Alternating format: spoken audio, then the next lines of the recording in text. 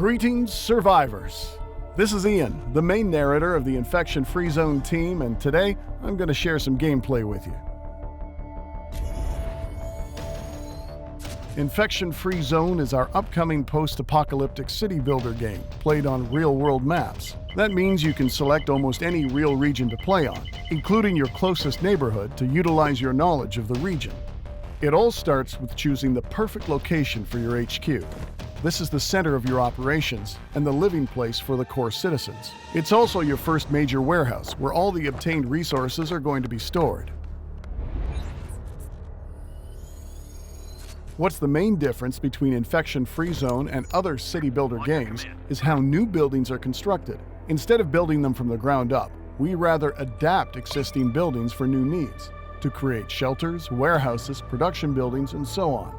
Still, even if you don't have to build your zone from nothing, you need certain resources to conduct the adaptation. Remember, 10 years have passed since the infection started, and many structures are ruined. Your citizens have to replace certain broken parts, but also need to reinforce the whole thing so it will allow some protection against the infected. Your citizens divide into two categories: civilians and squad members. Civilians are meant to be your usual worker units that help with gathering resources, adapting buildings, and building new ones from scratch. In later stages of the game, civilians are also taking more important roles upon themselves, like conducting research, which opens a whole new world of possibilities for you. Squads are there to fight for you and to explore the unknown. You'll want to equip your squad members with whatever weapons and firearms you have available, and look after their safety. Especially at the beginning, their value cannot be overestimated. In the early game, your squad members are going to scavenge all the nearby buildings next to your zone and clear any potential threats.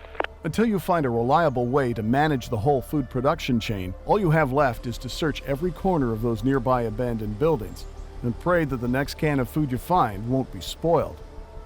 Every building on the map has its data taken from the OpenStreetMap database, including its original purpose. Therefore, if you know where the groceries are, you have a higher possibility to find food there. And if you know where a gun shop or police station was, it'll be a good place to look for weapons, and you're going to need them a lot. We're on the move. Always watch the clock, because when night comes, the time of the infected starts. The infected act more like vampires than humans.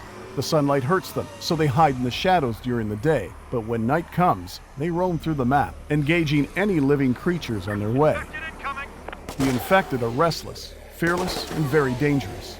They're faster than most humans and will take a few bullets before they fall. Buildings and vehicles might be a fine protection, but not for long. Build up walls and towers for additional defenses, or run down the infected with vehicles. Mind your ammo and fuel, as you can easily run out of those if you don't maintain your supplies during the daily scavenging and production. Later on, we'll also encounter different types of infected: wolves, birds, large animals, and horde leaders, all bringing you different types and levels of threat. Once the sun rises again, usually the fight is over, as long as there are no clouds. Remember to track the sunsets and sunrise and prepare accordingly to the seasons. Because Infection-Free Zone is based on real-world map data, you can expect the night to be longer during the winter season and shorter in the summer.